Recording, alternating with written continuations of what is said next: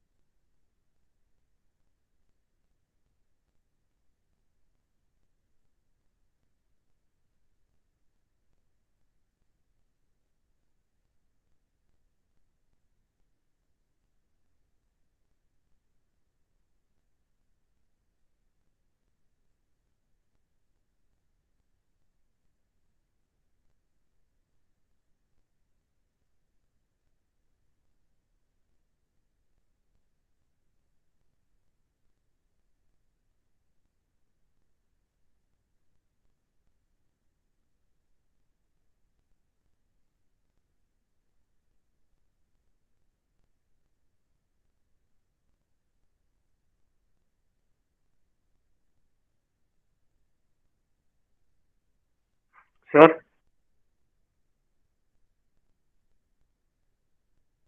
Sir आपका mic mute है।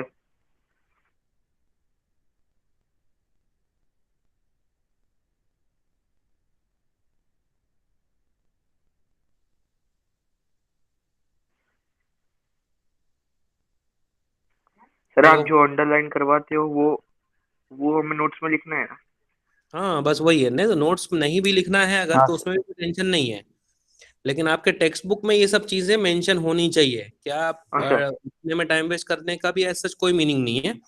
लेकिन जो ठीक इम्पोर्टेंट है सर। पॉइंट है ना, देखो क्योंकि पी ब्लॉक में ट्रेंड के हिसाब से तो आज तक यही देखा गया है कि एक्सरसाइज के और इंटेक्स के क्वेश्चन ही पूछे जाएंगे। तो ठीक है क्वेश्चन सर। तो वही आएंगे। ये सब जो अंडरलाइन वाला काम का चल रहा है ना, वो सब चल रहा है एमसीक्यूज के लिए, ओके सर, एंट्रेंस मतलब एग्जाम के इसका लिए। एमसीक्यू का वेटेज ज्यादा है। हाँ एमसीक्यू में तीन तीन आएंगे, कम से कम तीन आते हैं। Okay sir. ये कम से कम तीन आएंगे, और सबसे खास बात तो ये है कि हम लोग का जो एंट्रेंस एग्जाम का है वो पूरा का पूरा एनसीईआरटी में से आता है, इनऑर्गेनिक। हम्म। है ना। तो अल्टीमेटली आपको एंट्रेंस एग्जाम में भी ये अंडरलाइन किया हुआ सब कुछ फायदा देने वाला है। ठीक है, तो ओके। रिपीटेडली आपको ये सब चीजें रिवाइज करते रहनी है। और फाइनली क्या है कि पूरा चैप्टर अच्छे से समझ के हो जाएगा। फिर उसके बाद में तो हम लोगों को एनसीईआरटी एक्सरसाइज करनी ही करनी है, वहां पे सारे डिस्कस कर लेंगे हम लोग। ठीक है। तो सर क्वेश्चन फिर मुझे सर आप ये अंडरलाइन की टेक्स्ट बुक भेज देना हमको। लेकिन अभी करो ना यार, अभी करो अभी तो आप लोग। करेंगे सर, लेकिन भेज देना है हाँ। सर। हाँ ये भी भेज भी दूंगा ये। लेकिन आप हाँ। लोग करते रहो, ठीक है। तो मेरे हिसाब से फिजिकल प्रॉपर्टीज तक हम लोगों ने कल डिस्कस कर लिया था। ग्रुप, कौन सा ग्रुप कर रहे हैं हम लोग, कौन सी फैमिली पढ़ रहे थे? Nitrogen. Nitrogen sir. Nitrogen, phosphorus, arsenic, antimony और बिस्मथ। ठीक है, ये सब हम लोग पढ़ रहे थे, nitrogen, phosphorus, arsenic, antimony, bismuth. ये फैमिली पढ़ रहे थे, नाइट्रोजन फैमिली। मैंने बताया था कि ग्रुप नंबर 13 और 14, ये तो हम लोगों ने 11th साइंस में किया हुआ है, और 15 से हम लोग को करना था। ठीक है, 13 और 14 का भी मैंने आपको बताया, अगर याद हो तो मैं पूरा बोर्ड भर देता था, और उसके बाद में आप लोग बोर्ड पे से पढ़ते थे, लिखते थे, अगर आपको याद हो तो। हाँ याद है ये सर, सब वो चीजें? लास्ट क्लास तक हमने हाँ किया था। वही लास्ट में वही वही पढ़ा था 11th में। निकाल के रखनी है बेटा, वो नोट्स के अंदर से ही आपको एंट्रेंस एग्जाम की तैयारी करनी है। ठीक है, जो यस आपका सर। एस ब्लॉक होता है, जो आपका पी ब्लॉक होता है, जो आपका डी ब्लॉक होता है, और जो आपका एफ ब्लॉक होता है ना, वो पूरा का पूरा एनसीईआरटी बेस्ड क्वेश्चन पूछे जाते हैं। इनऑर्गेनिक पूरा का पूरा। तो थोड़ा सा क्या है कि थियोरेटिकल होता है, लेकिन ट्रिकीनेस इसके अंदर कम होती है। सिलेबस लिमिटेड होता है, पढ़ने से मार्क्स स्कोरिंग करने के चांसेस बहुत ज्यादा होते हैं बेटा इसके अंदर। ठीक है, तो ये सब चीजें ध्यान में रखो आप लोग। अच्छा, अब इसके अंदर ऑक्सीडेशन स्टेट्स की हम लोग बात कर रहे हैं। ऑक्सीडेशन स्टेट का मतलब तो पता ही है कि किसी भी एलिमेंट के ऊपर जो हाइपोथेटिकल चार्ज आता है, ऑक्सीडेशन स्टेट जो हम लोग रिडॉक्स रिएक्शन में पढ़ते थे, है ना, ये सब चीजें तो पता है ना आपको।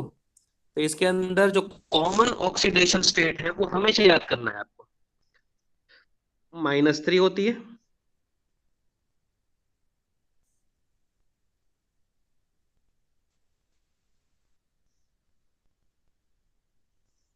कॉमन ऑक्सीडेशन स्टेट इनकी क्या होती है? -3, +3 एंड +5। ठीक है, -3, +3 और +5। अब जरा ये समझ लेते हैं कि -3, +3 और +5 क्यों।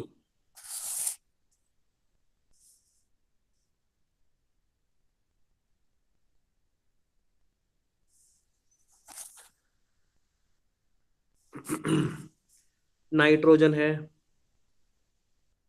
फॉस्फोरस है, आर्सेनिक है, एंटीमनी है और बिस्मथ है। ठीक है, हमने क्या बोला? कॉमन ऑक्सीडेशन स्टेट क्या है इनका? -3। ठीक है, देखो यहाँ पे तीनों के तीन जो अंडरलाइन किए, -3, +3 और +5 और +5। ये ऑक्सीडेशन स्टेट को ये लोग किस तरह से अचीव करते होंगे, बस अपने को यही समझना है इसके अंदर। जैसे मान लो कि फॉस्फोरस का नाम लूं, तो फॉस्फोरस का कॉन्फ़िगरेशन क्या होता है? बोलो। पहले आता है नियॉन। ये सब चीजें पता होनी चाहिए यार, कल ही बताया हाँ था। सर। कॉन्फ़िगरेशन 3s2 और 3p और 3, यही है। Yes sir. नियॉन के बाद में नियॉन तक 10 हो जाते हैं। 3s2 मतलब और दो हो गए 12, और 3p3 का मतलब तीन और प्लस हो गए मतलब 15। फॉस्फोरस का जो एटॉमिक नंबर होता है वो 15 होता है। नियॉन 3s2 और 3p3। अब मुझे बताओ कि इसके आउटर मोस्ट शेल में टोटल मिला के इलेक्ट्रॉन्स कितने हैं? 5। 5। क्या ये मॉलिक्यूल 3 इलेक्ट्रॉन को एक्सेप्ट कर सकता है ऑक्टेट कंप्लीट करने के लिए? Yes sir. और अगर वो 3 इलेक्ट्रॉन को एक्सेप्ट करता है तो उसके ऊपर चार्ज कौन सा आएगा? -3। -3। तो देखो ये एक ऑक्सीडेशन स्टेट को जस्टिफाई कर दिया कि -3 हो सकता है। हम्म। हाँ सर, मतलब -3 वो लेगा इसका मतलब। मतलब 3 इलेक्ट्रॉन लेगा हाँ लेगा। तो उसके ऊपर -3 चार्ज आ सकता है। 3s2 3p3। अब सोचो कि 3 इलेक्ट्रॉन वो एक्सेप्ट नहीं करता, 3p के अंदर से वो 3 इलेक्ट्रॉन को दे देता है, क्योंकि 3p उसका जो है वो 3 इलेक्ट्रॉन्स कंटेनिंग है, तो वो तीन क्योंकि इलेक्ट्रॉन डोनेट फॉस्फोरस में करता से है। सर ये। फॉस्फोरस में से किसी में से भी, सब में से, आर्सेनिक, एंटीमनी, बिस्मथ, किसी में से भी बात कर सकते हैं ना बेटा, सबका तो कॉन्फ़िगरेशन तो कॉमन ही है। ये 3s2 3p3 है तो ये 4s2 4p3 है, 5s2 5p3 है, 6s2 6p3 है, ये बराबर है। और ये फॉस्फोरस नहीं है बेटा, ये पी सबशेल है आपका। ये एस सबशेल है और ये पी सबशेल है। ठीक है, 3p में से 3 इलेक्ट्रॉन को हाँ अगर वो सर वो। डोनेट कर देता है, अगर इलेक्ट्रॉन 3 को क्या करता है? डोनेट करता है, तो उसके चलते उसके ऊपर कौन सा चार्ज आ जाएगा? +3। बराबर है ना। इलेक्ट्रॉन एक्सेप्ट करने से -3 चार्ज आ रहा था, और इलेक्ट्रॉन को लॉस करने से +3 चार्ज आएगा। ठीक है, लेकिन 3p के 3 ही क्यों? 3p के 3 के साथ में अगर 3s के दो भी वो डोनेट कर देता है, तो उस केस में उसका चार्ज कितना हो जाएगा? +5। समझ में आया मैंने क्या बोला?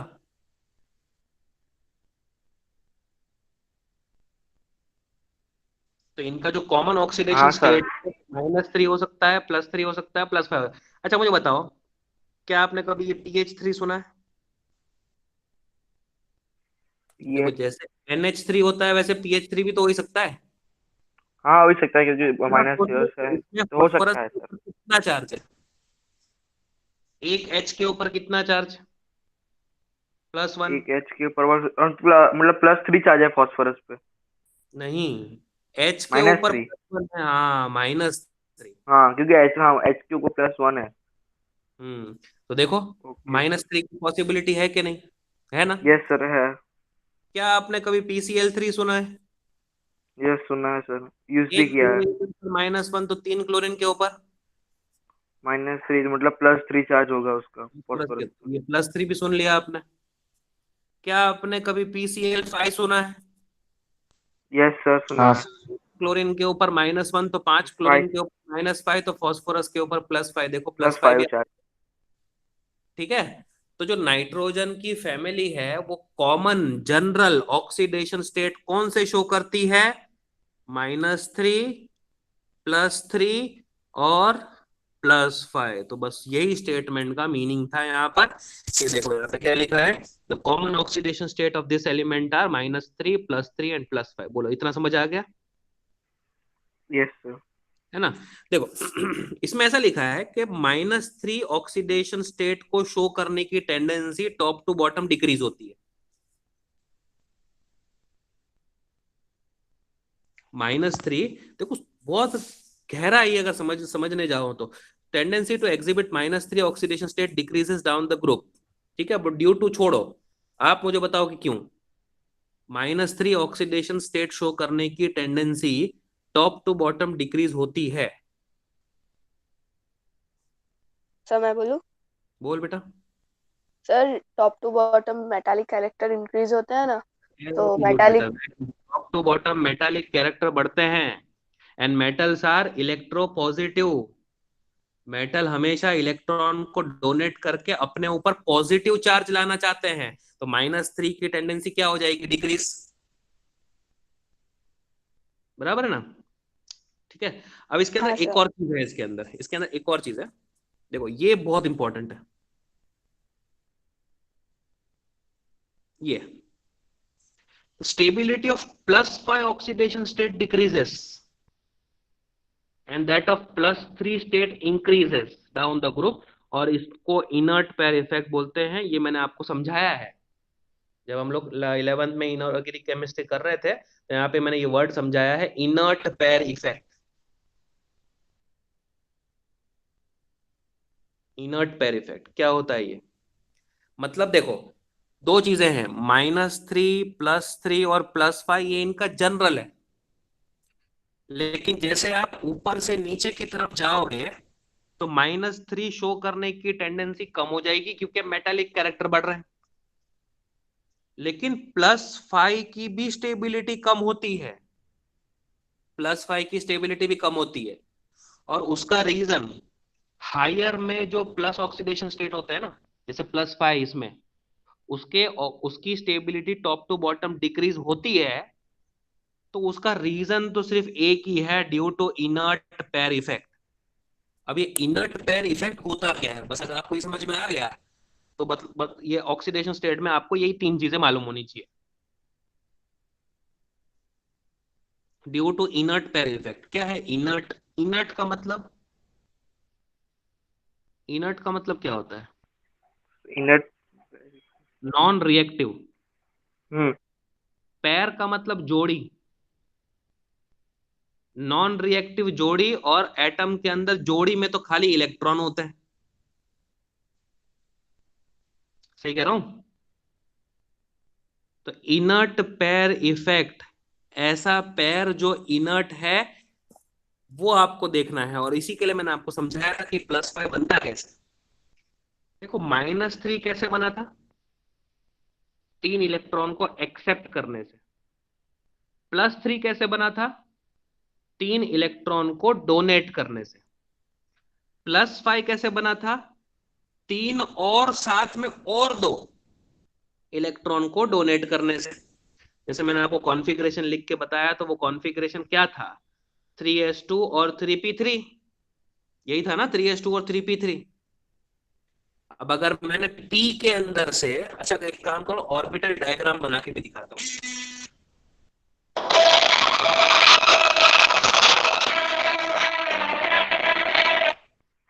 टेंडेंट।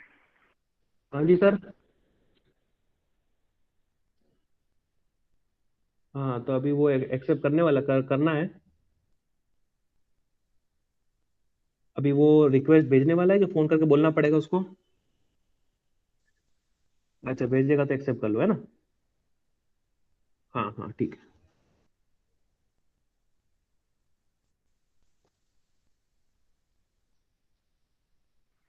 सर वो अब्दुल को एंटर करो। लेकिन कहाँ है रिक्वेस्ट? रिक्वेस्ट तो कुछ आई नहीं है। नहीं, आएगी आएगी सर। तो रुको फिर, अभी है ना, मैं देख के आता हूँ।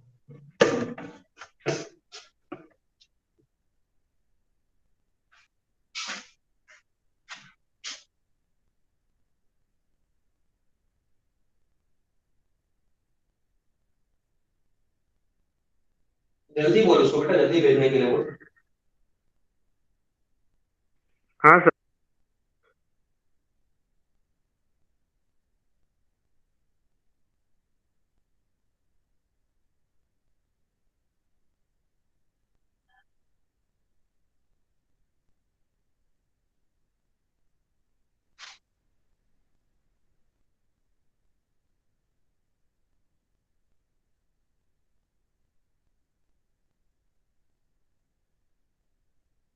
सर आपने उसको सर 2-3 बार वो किया ना कैंसल, हाँ तो वो अभी ज्वाइन नहीं हो पा रहा है इसमें।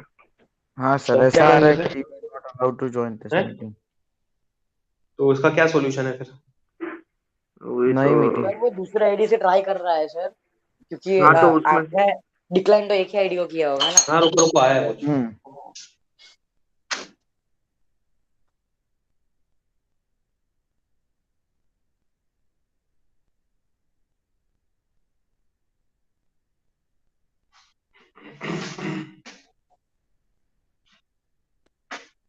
देखो तो आ गया। Yes sir. चलो।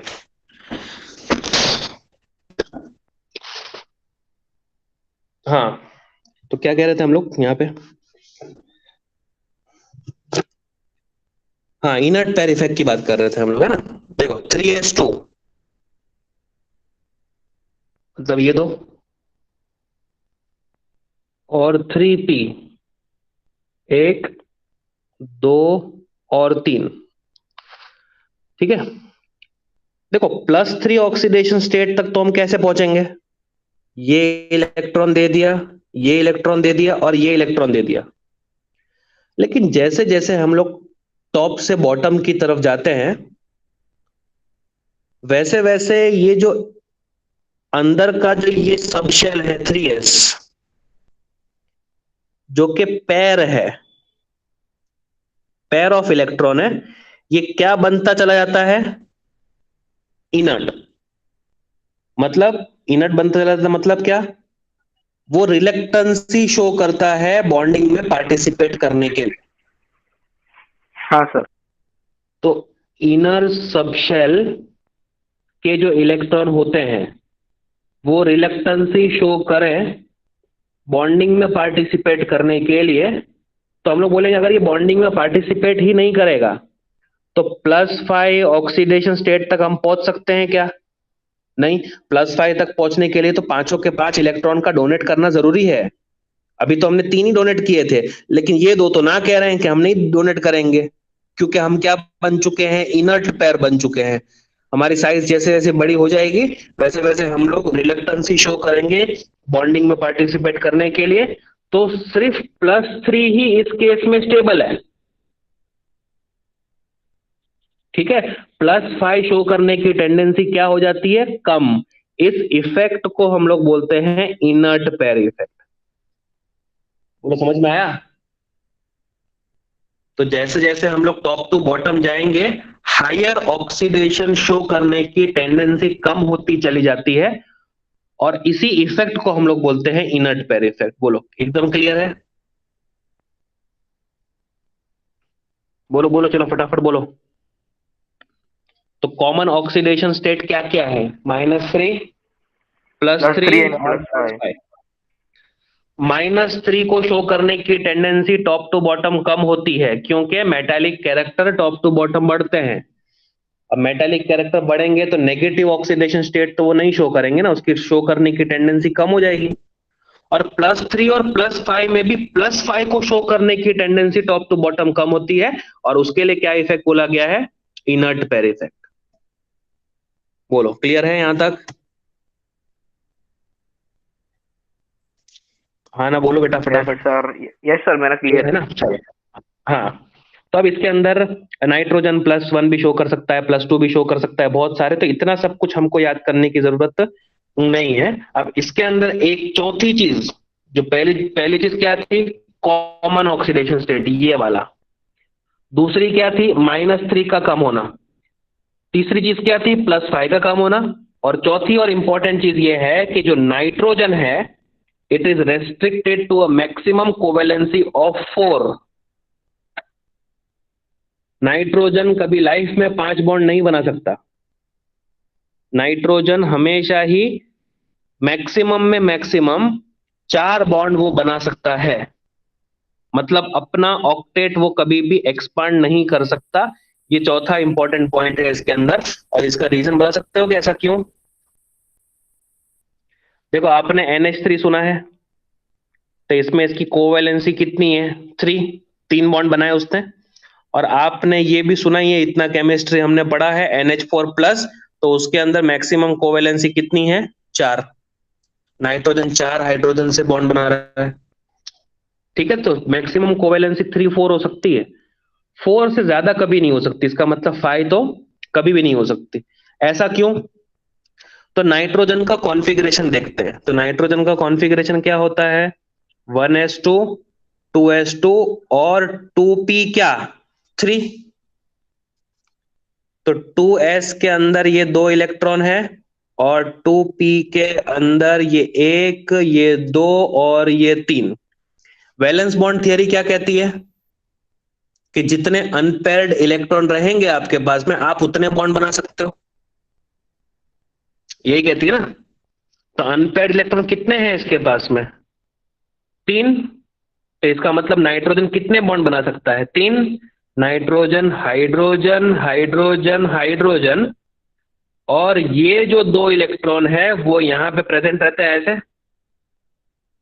और 4 कोवैलेंसी वो कैसे शो करता है? अगर सामने से एक और H+ आता हुआ दिखे, तो ये अपने लोन पेयर ऑफ इलेक्ट्रॉन को डोनेट करके कोऑर्डिनेट बॉन्ड बना लेता है, NH H H, और ये H, इसके ऊपर पॉजिटिव चार्ज आता है, ठीक है। बोलो हाँ के ना, क्लियर हुआ? Yes sir. यस सर, तो सर। बाकी के ग्रुप के मेंबर के साथ भी तो ऐसा होना चाहिए ना। वो 5 बॉन्ड क्यों बना सकते हैं? तो वो जरा सोचते हैं। फास्फोरस की बात करें तो फास्फोरस का कॉन्फ़िगरेशन क्या होता है? 3s2 और 3p3। 3s2 और 3p3, ठीक है। 3s के अंदर 2 इलेक्ट्रॉन और 3p के अंदर 3। सर, तो इसके पास भी तो 3 ही अनपेयर्ड इलेक्ट्रॉन है, तो इसने भी तो 3 ही बॉन्ड बनाने चाहिए, ऐसे नाइट्रोजन के जैसा। लेकिन याद रखो बेटा, जब 3 शुरू हो जाता है तो 3 के साथ में कौन सा खाली ऑर्बिटल होता है? D। 2D जैसी कोई चीज नहीं होती है, हम लोग बोलते हैं 3D होता है। अब 3D ये पूरा का पूरा खाली पड़ा है, 1 2 3 4 5। तो क्या होता है ना कि अगर इसको एनर्जी देते हैं तो एक इलेक्ट्रॉन इधर से फ्लिप होके इधर चला जाता है। अब बताओ कितने इलेक्ट्रॉन हो गए? एक इलेक्ट्रॉन इधर से फ्लिप हो गया तो एक बचा। यहां पर कितने बचे? 1 2 3, और एक उड़ के चला गया है D में, मतलब इधर। तो total number of unpaired electron कितने हो गए बेटा? 5 अनपेयर्ड इलेक्ट्रॉन। इसके चलते फास्फोरस 5 बॉन्ड बना सकता है, PCl5 एग्जिस्ट करता है। बोलो, क्लियर होता है? ये बात समझ में आती है? Yes sir. है ना? यस तो सर। कोई हायर ऑक्सीडेशन स्टेट शो कर सकता है या नहीं, मतलब हायर कोवेलेंसी शो कर सकता है, और ग्रुप पीरियड नंबर 2 के जो मेंबर्स है वो शो नहीं कर सकते। मतलब NCl5 कभी एग्जिस्ट नहीं करता, NCl5 डजंट एग्जिस्ट। हाँ, लेकिन PCl5 एग्जिस्ट करता है। तो अगर ऐसे टाइप के क्वेश्चन अगर आपको P ब्लॉक में मिलते हैं, तो उसका आंसर यही होता है कि फास्फोरस के पास में D ऑर्बिटल की अवेलेबिलिटी है, जबकि नाइट्रोजन के पास में D ऑर्बिटल की अवेलेबिलिटी नहीं थी। तो presence and absence of D orbital का मोस्ट क्रूशियल रोल होता है इसके अंदर, ठीक है। अब यहां पर क्या लिखा है वो देख लो आप लोग। Nitrogen is restricted to a maximum covalency of 4 since only 4 1s and 3p orbitals are available for the bonding. The heavier elements have, देखो heavier elements के पास क्या है? Vacant D orbital in the outermost shell which can be used for bonding. इसका मतलब ये अपना octet को expand कर सकते हैं, अपनी कोवेलेंसी को एक्सपांड कर सकते हैं। ठीक है, तो ये एक पैराग्राफ इसके अंदर बहुत ज्यादा इंपॉर्टेंट था।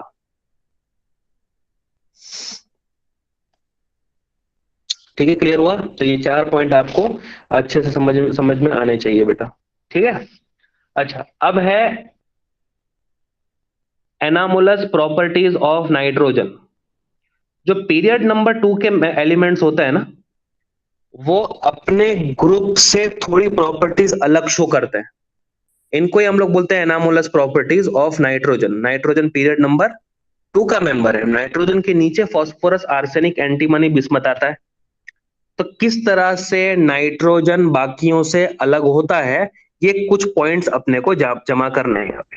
ठीक है, अब वो ये देखो, nitrogen differs from the rest of the member of this group due to its small size. क्यों है अलग? तो उसका रीजन, छोटी साइज, बहुत ज्यादा इलेक्ट्रोनेगेटिविटी, बहुत ज्यादा आयोनाइजेशन एंथैल्पी, और सबसे इंपॉर्टेंट चीज डी ऑर्बिटल की नॉन अवेलेबिलिटी। ठीक है, ये याद रखना आप। ठीक है, आपसे ऐसा पूछ ले कि नाइट्रोजन बाकी के ग्रुप मेंबर से क्यों अलग है, तो सबसे पहली बात तो वो छोटा है, इलेक्ट्रोनेगेटिविटी हाईएस्ट होती है उसके ऊपर, उस ग्रुप में आयोनाइजेशन एंथैल्पी बहुत ज्यादा होती है, और डी ऑर्बिटल अवेलेबल नहीं होते। ठीक है, अच्छा अब किस तरह से वो अलग है, क्यों अलग है वो पता चला। नाइट्रोजन समझ में आ रहा है बेटा आप लोग को, है ना? तो जितना मैं समझाने की कोशिश कर रहा हूँ उतना ध्यान दो, वरना तो फिर याद करना पड़ेगा बेटा। ठीक है, क्लियर है यहाँ तक? Yes sir. ऑक्सीडेशन वाला चारों के 4 पॉइंट समझ में आ गया? ऑक्सीडेशन स्टेट के चारों के 4 पॉइंट समझ में आ गए? क्या बताया हमने ऊपर, बहुत अच्छे अच्छे यस सर। यस ठीक है, और अब नाइट्रोजन बाकियों से अलग है। तो नाइट्रोजन बाकियों से क्यों अलग है, तो उसके 4 पॉइंट लिखे हुए हैं, smaller size, high electronegativity, high ionisation enthalpy, और सबसे चौथी चीज क्या है, non availability of D orbitals.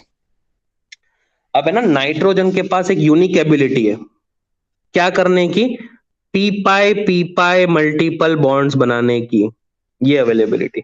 इसका मतलब क्या है कि नाइट्रोजन मल्टीपल बॉन्ड्स बना सकता है, ये आपको पता ही था।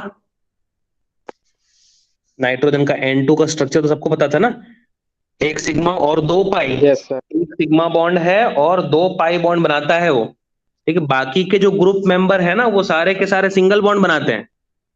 ठीक है, जैसे पी पी बॉन्ड बनता है, एएस बॉन्ड बनता है, एसबी बॉन्ड बनता है, बिस्मथ जो है वो मेटालिक बॉन्ड बनाता है, जबकि ये नाइट्रोजन क्या बॉन्ड बना सकता है बेटा, मल्टीपल बॉन्ड बना सकता है। और ये जो पाई बॉन्ड बना है ना, ये पाई बॉन्ड, तो इसमें इसका भी पी ऑर्बिटल है और इसका भी पी ऑर्बिटल है। नाइट्रोजन के पास डी तो होता ही नहीं है ना, पी होते हैं, तो पी और पी को उसको बोलते हैं पी पाई मल्टीपल बॉन्ड्स। कैसे लिखते हैं इसको, पी पाई मल्टीपल बॉन्ड्स। ठीक है, जो यहाँ पे लिखा हुआ है। ठीक है, तो पहला यूनिक एबिलिटी क्या बनाने की है उसके पास में, पी पाई मल्टीपल बॉन्ड। बाकी के सारे कैसे होते हैं, सिंगल बॉन्ड। फास्फोरस और फास्फोरस के बीच में सिंगल बॉन्ड, आर्सेनिक और आर्सेनिक के बीच में सिंगल बॉन्ड, एंटीमनी के बीच में सिंगल बॉन्ड, बिस्मथ जो है वो मेटालिक बॉन्ड बनाता है। ये सब के सब अपने को पता होना चाहिए। ठीक है, अब इसके अंदर क्या लिखा हुआ है, जो सिंगल एन बॉन्ड है, एक सिंगल बॉन्ड की बात करें तो वो तो वीक होता है as compared to single PP bond. तीनों बॉन्ड की साइमल्टेनियसली बात मत करो, नाइट्रोजन और नाइट्रोजन के बीच में एक बॉन्ड की बात करो, और फास्फोरस के बीच में एक बॉन्ड की बात करो। तो नाइट्रोजन और नाइट्रोजन के बॉन्ड की जो स्ट्रेंथ होती है वो वीक होती है। वो वीक क्यों होती है, तो वो वीक इसलिए होती है क्योंकि नाइट्रोजन की साइज छोटी है, और नाइट्रोजन की साइज छोटी है और उसके ऊपर लोन पेयर ऑफ इलेक्ट्रॉन्स है। ये इलेक्ट्रॉन का इस इलेक्ट्रॉन के साथ में क्या होता है बेटा, रिपल्शन। उसको बोलते हैं इंटर इलेक्ट्रॉनिक रिपल्शन ऑफ कौन से इलेक्ट्रॉन्स, नॉन बॉन्डिंग इलेक्ट्रॉन, मतलब लोन पेयर ऑफ इलेक्ट्रॉन। ये लोन पेयर ऑफ इलेक्ट्रॉन के बीच में क्या होती है बेटा, रिपल्शन। और रिपल्शन के वजह से हम लोग बोलते हैं कि जो नाइट्रोजन और नाइट्रोजन के बीच का जो बॉन्ड बनता है वो वीक बनता है और वो कैसे भी टूट सकता है बेटा। बोलो, क्लियर होता है? Yes sir. है ना? तो पहला पहले पॉइंट में समझाया कि नाइट्रोजन बाकियों से क्यों अलग है, और फिर आगे समझा रहा है कि नाइट्रोजन बाकियों से किस तरह से अलग है। तो एक तो वो पी पाई मल्टीपल बॉन्ड बना सकता है, और एक सिंगल एन एन बॉन्ड जो है वो सिंगल पीपी बॉन्ड से क्या होता है बेटा, वीक होता है। और उसकी रीजन क्या है, इंटर इलेक्ट्रॉनिक रिपल्शन।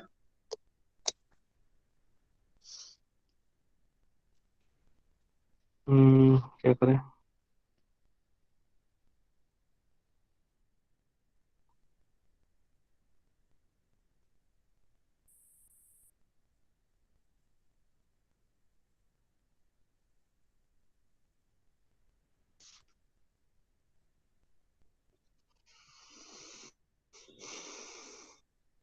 ठीक है,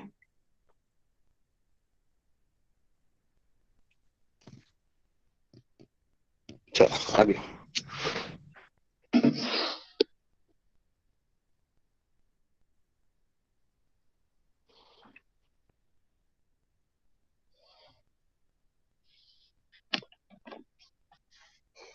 ठीक है, अभी देखो और आगे। और एक फैक्टर जो हम लोगों ने ऑलरेडी डिस्कस किया हुआ है, another factor which affects the chemistry of nitrogen is absence of D orbital in the valence shell. Valence shell के अंदर डी ऑर्बिटल की एब्सेंट, वो तो आपको समझ में आ गया। अब डी ऑर्बिटल ही एब्सेंट है तो नाइट्रोजन कभी भी डी पाई पी पाई बॉन्ड बना सकता है क्या? नाइट्रोजन कभी भी डी पाई पी पाई बॉन्ड बना सकता है? नहीं बना सकता ना। नहीं बना। जब डी ऑर्बिटल ही एब्सेंट है तो वो किस तरह से डी पाई पी पाई, वो क्या बना सकता है, पी पाई, जो हमने पीछे के पेज पे डिस्कस किया कि वो पी पाई बना सकता है, लेकिन वो कभी भी डी पाई नहीं बना सकता। और बाकी के जो एलिमेंट्स हैं जैसे फास्फोरस, ये ऑक्सीजन से मिलके डी पाई बना सकते हैं। क्यों बना सकते हैं? क्योंकि उनके पास में अवेलेबल है डी ऑर्बिटल, है ना, डी ऑर्बिटल अवेलेबल है, तो वो पाई बॉन्डिंग में पार्टिसिपेट करवा सकते हैं और डी पाई बॉन्ड बना सकते हैं। तो नाइट्रोजन इस तरह से अलग है, तो ये भी आपको पता होना चाहिए। ठीक है, तो नाइट्रोजन क्यों अलग है और किस तरह से अलग है, ये एनामोलस प्रॉपर्टीज ऑफ नाइट्रोजन में हमने सीखा बेटा। ठीक है, क्लियर यहां तक? Yes sir. ठीक है, अब रिएक्टिविटी। पहली रिएक्टिविटी, नाइट्रोजन की रिएक्टिविटी हमने सीखनी है किसके साथ में, हाइड्रोजन के साथ में, मतलब नाइट्रोजन की, फास्फोरस की, आर्सेनिक की, एंटीमनी की और बिस्मथ की, है ना। ये बहुत काफी ज्यादा इंपॉर्टेंट है बेटा। ठीक है, देखो ध्यान रखो, ग्रुप नंबर 15 के जितने भी एलिमेंट्स होते हैं हाइड्रोजन के साथ मिलके वो क्या बनाते हैं, हाइड्राइड। कौन से टाइप के हाइड्राइड बनाते हैं, EH3, मतलब NH3, PH3, ASH3, SBH3 और BiH3। ओके सर, मतलब ठीक है, सब 3 बॉन्ड वाला हाइड्रोजन। सब 3 बॉन्ड हाइड्रोजन के साथ में वो 3 बॉन्ड बनाते हैं। लेकिन यहाँ पे बात पूरी नहीं होती, यहाँ पे बात ये है कि इनके हाइड्राइड की कुछ रेगुलर प्रॉपर्टीज होती है, वो अपने को मेन सीखना है। अब वो ये है कि इन हाइड्राइड की स्टेबिलिटी होती है, डिक्रीज होती है NH3 से BiH3 तक। मतलब NH3 वाला जो हाइड्राइड है वो सबसे स्टेबल है और BiH3 वाला सबसे कम stable. Stability of hydride decreases unstable है सर, है। वो BiH3 अनस्टेबल हाँ, है कि BiH3 कम सबसे स्टेबल? कम, सबसे कम स्टेबल, स्टेबिलिटी ऑर्डर में सबसे कम। ठीक है, ऐसा क्यों, चलो रीजन सोचते हैं, क्यों NH3 सबसे स्टेबल है और BiH3 सबसे कम स्टेबल? क्योंकि सर उसकी वैलेंसी फुलफिल हो जाती है NH3 की। सबकी फुलफिल हो जाती है बेटा। मतलब सर 3 बॉन्ड की है, उसको 3 बॉन्ड मिल जाते हैं, BiH3 में थोड़ी है सर। तो वही है ना, एक ही तो फैमिली के हैं बेटा। 3 बॉन्ड बनाने की कैपेसिटी तो हर किसी के अंदर है बेटा। हाँ, लेकिन ऑक्सीडेशन फिर? हाँ, ऑक्सीडेशन क्या? सर ऑक्सीडेशन कैपेसिटी तो अलग अलग होगी ना। नहीं, एक ही ग्रुप के मेंबर है ना, 3 हाइड्रोजन से बॉन्ड तो ये दोनों ही बना सकते हैं, लेकिन एक बना रहा है स्टेबल के, एक एक NH3 बन रहा है स्टेबल, BiH3 बन रहा है अनस्टेबल, के 2 रीजन है। सिर्फ दो हाँ, रीजन आप सोच पाओ तो। सर उसकी जो शेल होते हैं वो आगे जाके मतलब न्यूक्लियस से दूर होते जाता है इसलिए। हम्म देखो, वो तो बराबर है, बिस्मत की जो साइज है वो बढ़ गई है, ये तो बात समझ में आएगी। लेकिन देखो, अगर मैं बात करूं NH3 की और अगर मैं बात करूं BiH3 की, मुझे बताओ N के ऊपर जो चार्ज है वो कितना है? -3। बराबर है। और इसमें Bi के ऊपर चार्ज भी कितना है? -3। लेकिन अभी हम लोगों ने बताया कि -3 की स्टेबिलिटी टॉप टू बॉटम कम होती है। और आलिया हाँ ने सर। रीजन भी बताया कि जो बिस्मत है वो क्या है सर? मेटल है, top to bottom metallic character increases, तो BiH3 की स्टेबिलिटी कम होती है। यस एक सर। और फैक्टर है, एक और फैक्टर है, NH3 में नाइट्रोजन हाइड्रोजन के बीच में बॉन्ड बना है, BiH3 में बिस्मत और हाइड्रोजन के बीच में बॉन्ड बना है। नाइट्रोजन और हाइड्रोजन दोनों ही छोटी साइज के हैं, लेकिन बिस्मत जो है वो हाइड्रोजन के कंपैरिजन में बहुत बड़ी साइज का है। और VBT क्या कहती है कि सिमिलर साइज वालों के बीच में अगर ओवरलैपिंग होगी तो वो ओवरलैपिंग स्ट्रांग होती है। याद है वैलेंस बॉन्ड थ्योरी क्या कहती है? वैलेंस बॉन्ड थ्योरी यही कहती है कि दो छोटी साइज वाले कंबाइन होते हैं तो उनके बीच में एक्सटेंट ऑफ ओवरलैपिंग स्ट्रांग होता है, और जिसके बीच में एक्सटेंट ऑफ ओवरलैपिंग स्ट्रांग होगा वो बॉन्ड कैसा बनेगा? मजबूत। और जो बॉन्ड Strong। मजबूत बनता है उसकी स्टेबिलिटी ज्यादा होती है। तो यस सर, अभी समझ में बिस्मत आ गया। और हाइड्रोजन के बीच में ओवरलैपिंग पुअर है, क्योंकि बिस्मत की साइज हाइड्रोजन की कंपैरिजन में बहुत ज्यादा है। लेकिन नाइट्रोजन और हाइड्रोजन हाइड्रोजन की साइज ऑलमोस्ट छोटी है। सिमिलर। हाँ, नाइट्रोजन और हाइड्रोजन दोनों की छोटी साइज होने की वजह से उनके बीच में एक्सटेंट ऑफ ओवरलैपिंग स्ट्रांग होने की वजह से उनकी जो बॉन्ड स्ट्रेंथ और बॉन्ड स्टेबिलिटी होती है वो बहुत ज्यादा होती है। तो हाइड्राइड के अंदर ही कई बार आपके बोर्ड में क्वेश्चन पूछा गया बेटा कि जो हाइड्राइड की स्टेबिलिटी होती है वो ऐसी क्यों होती है? ठीक है, तो NH3 की सबसे ज्यादा होती है, बाद में PH3 की, बाद में ASH3 की, बाद में SBH3 की, और बाद में BiH3 की। ठीक है, तो स्टेबिलिटी का ऑर्डर ये आपको पता होना चाहिए। ठीक है, अच्छा, रिड्यूसिंग कैरेक्टर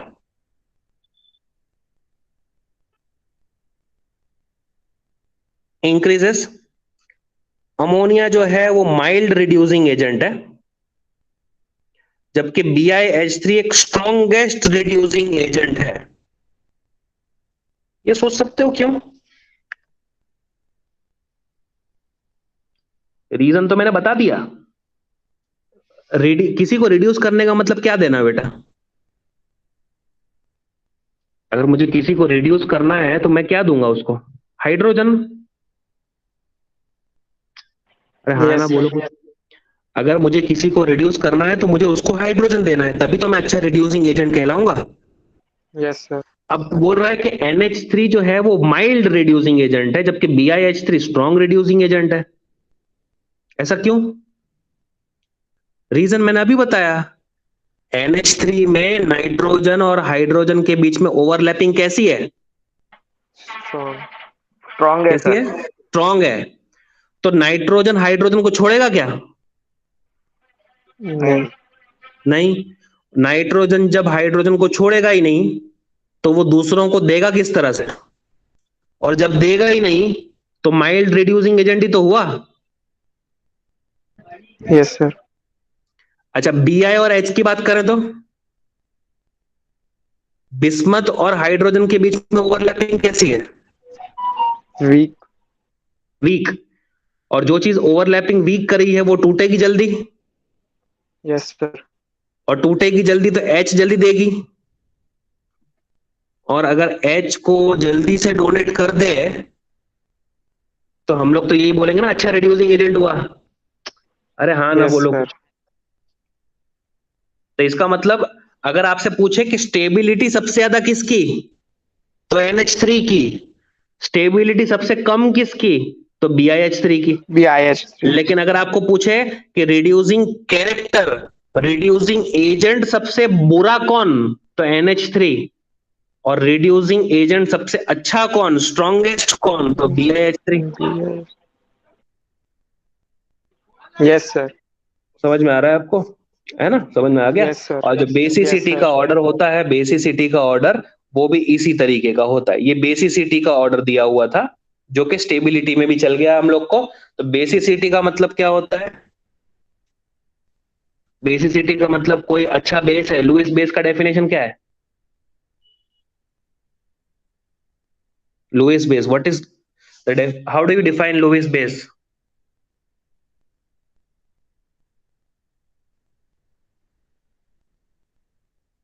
बोलो बच्चा, जल्दी बोलो, लुईस बेस क्या होता है? Lewis acid, Lewis base, come on यार। एक इलेक्ट्रॉन पेयर डोनर होता है और एक इलेक्ट्रॉन पेयर एक्सेप्टर होता है। जो इलेक्ट्रॉन पेयर को डोनेट करने का काम करते हैं, हम लोग बोलेंगे कि वो पेयर क्या होते हैं, एसिड्स। डोनेट करते हैं जो, वो होते हैं बेस। वो भी बोल सकते हैं, प्रोटॉन डोनेट है वो। हाँ, वो प्रोटॉन डोनेट वाला है। तो अमोनिया जो है वो आपको पता ही है ना, बेसिक होता है। Yes, sir. नाइट्रोजन के ऊपर लोन पेयर ऑफ इलेक्ट्रॉन होता है, देखो ऐसे। और वो लोन पेयर ऑफ इलेक्ट्रॉन किसी को भी क्या कर सकता है, डोनेट, क्योंकि नाइट्रोजन एक अच्छा इलेक्ट्रोनेगेटिव एलिमेंट है। अपने ऊपर लोन पेयर ऑफ इलेक्ट्रॉन की क्या बोलते हैं कि डेंसिटी को बढ़ा सकता है, तो वो डोनेट भी अच्छे से कर सकता है, तो वो अच्छा बेस हुआ। और जैसे जैसे बिस्मथ की तरफ चले गए, तो बिस्मथ तो इलेक्ट्रो पॉजिटिव है बेटा, मेटेलिक कैरेक्टर आ गया उसके अंदर, तो उसकी बेसिसिटी तो क्या हो जाएगी, कम हो जाएगी। क्लियर? Yes, sir. ठीक है, तो ये कुछ बहुत काम की 3 चीजें थी इसके अंदर। सबसे पहली बात तो आपको ये पता होना चाहिए कि हाइड्रोजन के साथ मिलकर हाइड्राइड वो कौन से टाइप के बनाते हैं। तो EH3 टाइप के बनाते हैं, NH3, PH3, ASH3, SbH3 और BiH3। फिर इसके अंदर 3 बातें कौन सी काम की थी, कि जो हाइड्राइड की स्टेबिलिटी है वो NH3 की सबसे ज्यादा और BiH3 की सबसे कम। रिड्यूसिंग एजेंट की बात करें तो ammonia mild reducing agent, BiH3 strong reducing agent. और बेसिसिटी की बात करें तो इसमें अमोनिया सबसे अच्छा बेस, और फिर वो डिक्रीज होगा। PH3 उससे कम, ASH3 उससे कम, SbH3 उससे कम, BiH3 सबसे कम। क्लियर? Yes, sir. है ना। तो ये रिएक्टिविटी ऑफ हाइड्रोजन में आपको पता होना चाहिए। ठीक है, ये मेल्टिंग पॉइंट, बॉइलिंग पॉइंट है, ये एक बार आप जब भी पढ़ना तब देख लेना, खाली वैल्यूज है, याद करने की जरूरत नहीं है। ठीक है। Okay, sir. अच्छा, अब हाइड्रोजन के साथ में रिएक्टिविटी पढ़ ली, अब पढ़नी है ऑक्सीजन के साथ में रिएक्टिविटी। कि जो आपका एलिमेंट है वो ऑक्साइड कितने टाइप के बनाता है, तो कितने टाइप के बनाता है, 2। एक है आपका E2O3 और एक है आपका E2O5। वैसे तो नाइट्रोजन इससे भी ज्यादा टाइप के बनाता है, लेकिन कॉमन जो है वो N2O3 और N2O5। ठीक है, तो 2 टाइप के ऑक्साइड इसके अंदर कॉमन है, E2O3 और E2O5। मुझे बता सकते हो बेटा E2O3 में ऑक्सीडेशन स्टेट E का कितना होगा? E2O3 में E का ऑक्सीडेशन स्टेट कितना होगा?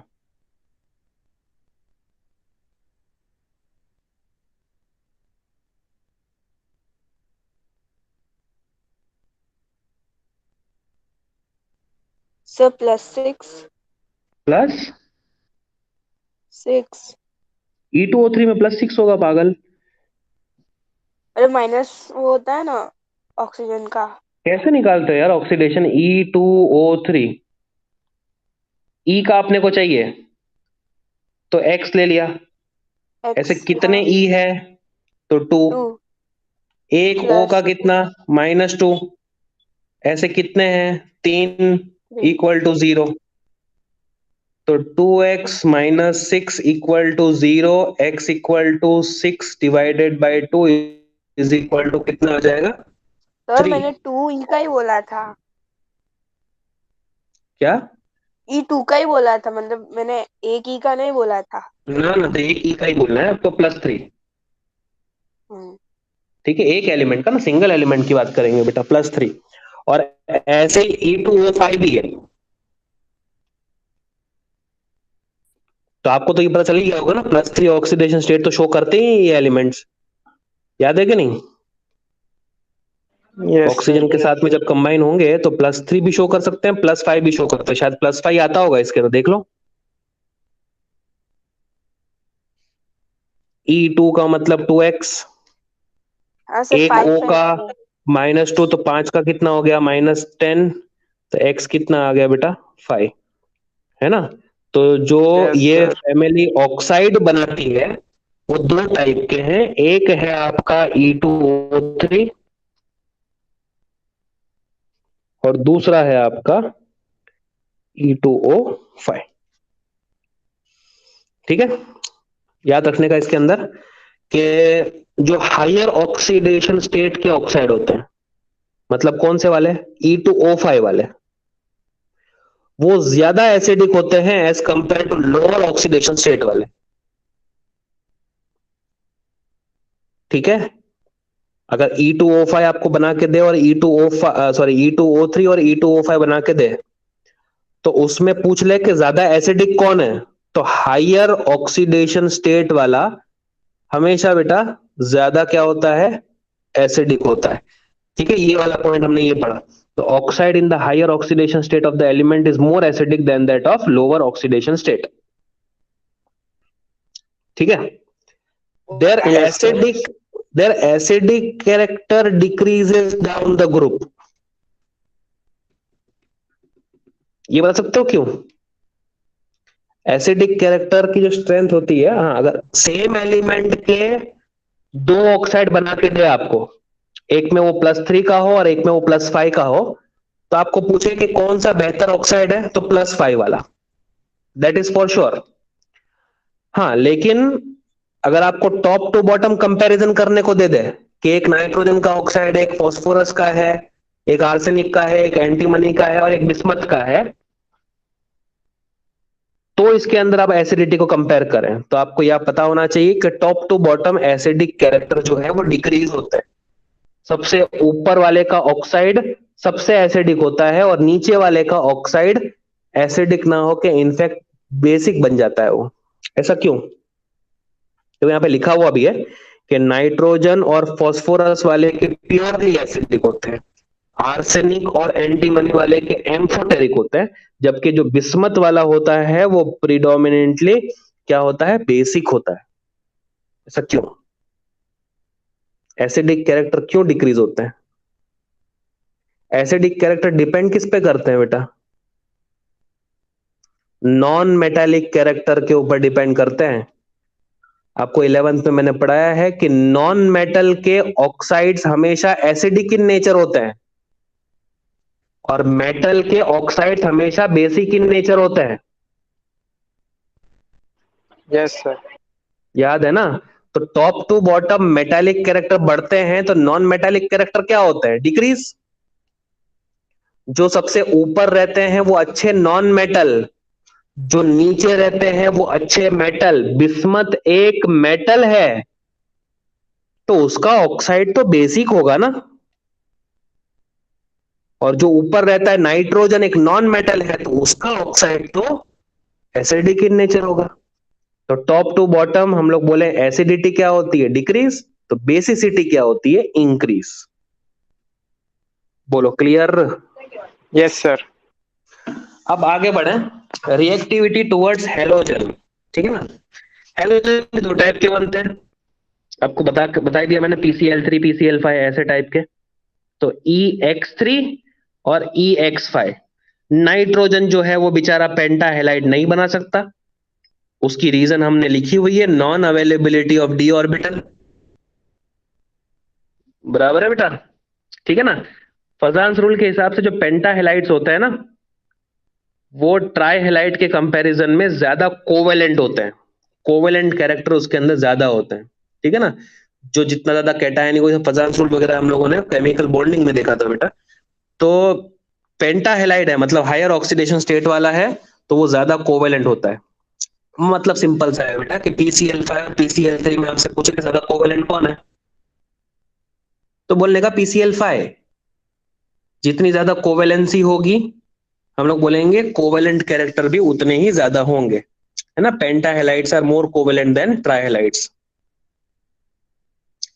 यहाँ पे कुछ चीजें लिख रहा है कि ऑल द ट्राइहेलाइड्स, किसको छोड़ के, नाइट्रोजन को छोड़ के, वो क्या है, स्टेबल है। और नाइट्रोजन के केस में खाली NF3 ही एकमात्र ऐसा है जो स्टेबल है। ठीक है। और ट्राइहेलाइड्स के अंदर BiF3 को छोड़ के प्रिडोमिनेंटली कैसे नेचर के होते हैं, कोवेलेंट, है ना। बिस्मथ एक मेटल होता है, तो मेटल का जो फ्लोराइड होता है वो कौन से नेचर का होता है बेटा, आयोनिक, है ना। मेटल और नॉन मेटल के बीच में आयोनिक बनता है बॉन्ड, तो BiF3 कैसा हो जाएगा, आयोनिक। बाकी सारे कैसे नेचर के होते हैं, कोवेलेंट नेचर के होते हैं। बोलो clear. Yes, sir. Yes sir. है ना। तो देख रहे हो आप, ये थियरी का इंटेंस थियरी पढ़ रहे हैं हम लोग, एकदम इंटेंस थियरी। ठीक है। काफी सारी चीजें पढ़ तो रहे हैं इसके अंदर, लेकिन छोटी छोटी जगह में लिखी हुई है। ये चैप्टर अपने आप में एक जायंट, बहुत बड़ा चैप्टर होता है बेटा। ठीक है ना। चलो आगे। All this elements reacts with metal to form binary compound. Metal के साथ में रिएक्ट करके बाइनरी कंपाउंड बनाते हैं, जैसे कैल्शियम नाइट्राइड, ये सब फॉर्मूले याद करने हैं। कैल्शियम फॉस्फाइड, सोडियम आर्सेनाइड, ठीक है, मेटल के साथ में रिएक्ट करते हैं। ये सब आपको डायरेक्ट पूछ सकते हैं कि इसमें से कौन सा फॉर्मूला सोडियम आर्सेनाइड का है, इसमें से कौन सा फॉर्मूला जिंक एंटीमोनाइड का है। ठीक है। तो ये सब चीजें आपको आइडिया होनी चाहिए, और कुछ नहीं है इसके अंदर। और एक यही है मैग्नीशियम बिस्मुथाइड। तो ये फॉर्मूले आप याद करना, मतलब मेटल के साथ में रिएक्ट करके तरह तरह के कंपाउंड बना सकते हैं, जिसके अंदर उनका ऑक्सीडेशन स्टेट क्या होता है, -3। ठीक है ना। जैसे Ca3N2, Ca3N2, अगर ये है Ca3N2, तो कैल्शियम के ऊपर कितना चार्ज होता है, एक कैल्शियम के ऊपर +2, है ना। बेमक का सर 12, कैल्शियम +2 × 3, 3 है, तो कितना हो गया, +6। और Yes. +6 को बैलेंस करने के लिए 2 नाइट्रोजन के ऊपर कितना हो गया, -6, तो एक नाइट्रोजन के ऊपर कितना हो गया, -3। ठीक है बेटा। तो जितने Yes, भी sir. इसके Yes, अंदर सर नाइट्राइड, इससे हम हाँ, लोग मतलब केमिकल फॉर्मूला भी बना सकते हैं, अलग अलग कंपाउंड। केमिकल फॉर्मूला बना सकते हैं, बिल्कुल बना सकते हैं, है ना। ठीक है ना। सबके सब एक ही फॉर्मूला के हैं बेटा, अलग अलग है ही नहीं। Ca3 है और N2 है, Ca3 है और P2 है, Na3 है और AS2 है, Zn3 और Sb2 है, Mg3 और Bi2। मतलब पहला 3 आता है, बाद में 2 आता है। ठीक है। अब किसी के साथ भी बनाना हो, मतलब जिंक और सर एंटी, पी ब्लॉक आ गया तो मतलब केमिकल फॉर्मूला बनाना भी आ गया। हाँ, केमिकल फॉर्मूला तो हम लोगों ने इनफैक्ट अपने क्या केमिकल बॉन्डिंग चैप्टर में ही सीख लिया था।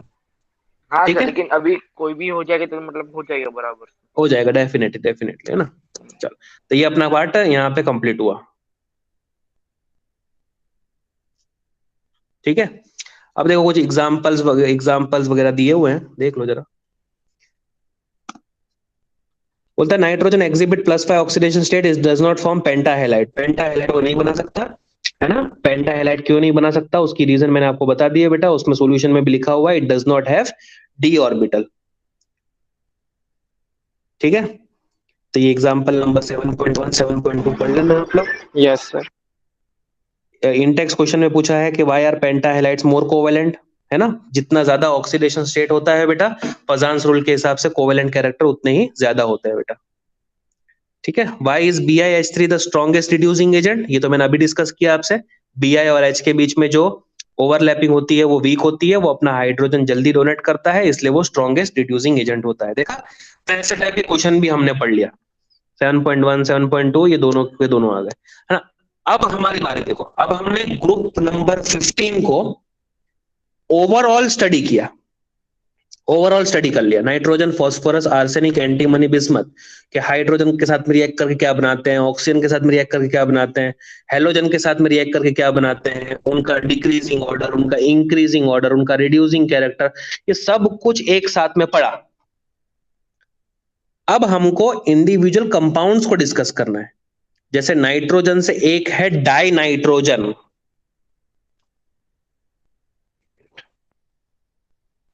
मतलब जैसे हमने 11th में किया था सर। हाँ, जैसे कंपाउंड्स पढ़े थे हम लोगों ने वैसा ही अब हम सिलिकॉन लोगों को स्टील। पढ़ना है एंड। तो बस यही है आपके लिए सबसे ज्यादा डिफिकल्ट। वो डिफिकल्ट इन द सेंस क्या, कि अब नाइट्रोजन की शॉर्ट प्रिपरेशन नोट्स मैं की तरह बताऊंगा। पढ़ना होगा सर इसको। किसकी तरह? शॉर्ट नोट की तरह प्रिपरेशन तो हाँ, मतलब बस बस वही है, वही है, वही है। नहीं, एक बार तो अभी क्या है कि आप समझने पे फोकस करो। एक बार पूरा चैप्टर समझ में आ जाता है तो सारे उसके इंटेक्स क्वेश्चन और सारी एनसीईआरटी आप कवर कर लेते हो, और एमसीक्यू पॉइंट ऑफ व्यू से ये हाईलाइटेड पॉइंट्स रिपीटेडली पढ़ते रहोगे तो मेरे हिसाब से पी ब्लॉक एलिमेंट में कोई तकलीफ नहीं आएगी। ठीक है। अच्छा, die nitrogen yes sir. N2। अब यही है कि मैं अब आपको प्रिपरेशन बताऊंगा, लेकिन याद रखने का काम आपका है। ठीक है, 2-3 प्रिपरेशन इसकी होती है, ये हम लोग डिस्कस करते हैं। अब देखो, आपको ये तो पता है कि नाइट्रोजन जो है वो एयर का 78% जैसा हिस्सा होता है। तो आप एयर को लिक्विफाई कर लो, एयर को आप लिक्विफाई कर लो, और फिर उसके बाद में धीरे धीरे उसका टेम्परेचर बढ़ाओ। तो जो लिक्विड नाइट्रोजन होगा ना, जिसका बॉइलिंग पॉइंट 77.2 केल्विन होता है, उसको आप डिस्टिलेशन से सेपरेट आउट कर सकते हो, है ना। इनफैक्ट आप लोगों ने नाइट्रोजन बिस्किट भी कभी ना कभी तो खाया होगा, हाँ नहीं सर, खाया, खाए हैं। है ना। तो वो खाए खाए। लिक्विड नाइट्रोजन मेरे ख्याल से लास्ट ईयर ही करा था क्या हम लोगों ने? हाँ लास्ट ईयर सर। आप लोग नहीं थे ना? नहीं थे ना, बुरा हम नहीं, तो थे सर। आप लोग थे ना, अपने क्रिकेट मैच खेले थे तो आप लोग थे कि नहीं थे? हाँ तो वो लोग थे ना लेके आए सर। थे, 12th वाले लेके आए थे ना, 12th वाले लेके हाँ आए थे, सर। वो नाइट्रोजन पूरा भर के वो लेके आए लोग थे, बताया खेले थे आपको? उससे नाइट्रोजन से। हाँ हाँ, पता है ना, वो बिस्किट के ऊपर डाल डाल के दे रहे थे वो लोग। ठीक है ना, बस वही है। तो उसमें वो उन्होंने क्या, मतलब वो प्रोसेस कैसी है, तो पूरे के पूरे एयर को वो लोग लिक्विफाई कर लेते हैं लो प्रेशर पे और लो टेम्परेचर पे। फिर उसके बाद में वो लोग टेम्परेचर को धीरे धीरे करके इंक्रीज करना शुरू करते हैं। तो 77.2 केल्विन जब टेम्परेचर अचीव होता है तो उसके अंदर सिर्फ नाइट्रोजन लिक्विफाइड फॉर्म से गैसियस स्टेट में कन्वर्ट करते हैं, और ऊपर से कंडेंसर लगा के उसको अलग से कलेक्ट किया जाता है। और ऑक्सीजन का जो बॉइलिंग पॉइंट होता है वो 90 केल्विन होता है, वो बाद में डिस्टिल होता है। ठीक है, इस तरह से। लेकिन हम लोग को तो केमिकल मेथड में इंटरेस्टेड है बेटा, हम लोग ज्यादा। वो केमिकल मेथड क्या है, बस आपको ये 3 बहुत बार पूछा गया है, बहुत बार। लेबोरेटरी में डाई नाइट्रोजन की प्रिपरेशन किस तरह से करी जाती है। अब देखो, इसके अंदर होगा ये कि आपको अल्टीमेटली याद रखना पड़ेगा, अमोनियम क्लोराइड, ये आपको याद रखना है। ठीक है, और एक सोडियम का नाइट्राइट, सोडियम का नाइट्राइट। अमोनियम क्लोराइड एक के साथ में क्लोराइड है और एक के साथ में सोडियम है, तो हमको ये तो पता चल गया कि NaCl निकलने का रहेगा इसमें से। अरे बोलो कुछ, Yes, sir. है ना। देखो, थोड़ा सा सिंपलीफाई करने की मैं कोशिश करता हूं।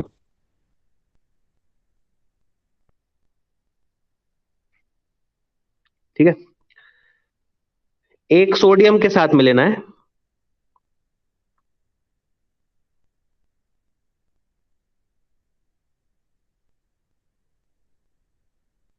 सोडियम के साथ में, और एक क्लोरीन के साथ में।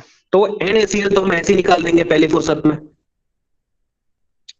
अब है ना, इस साइड वाले के पास भी N होना चाहिए और इस साइड वाले के पास में भी N होना चाहिए। अरे तभी 2 N कंबाइन होके N2 गैस बनेगी। नाइट्रोजन नाइट्रोजन होगा तभी तो N2 गैस बनेगी ना। अब क्या बच जाता है, क्या बच जाता है, तो 4 हाइड्रोजन 2 ऑक्सीजन, ये क्या बन जाएंगे, 2H2।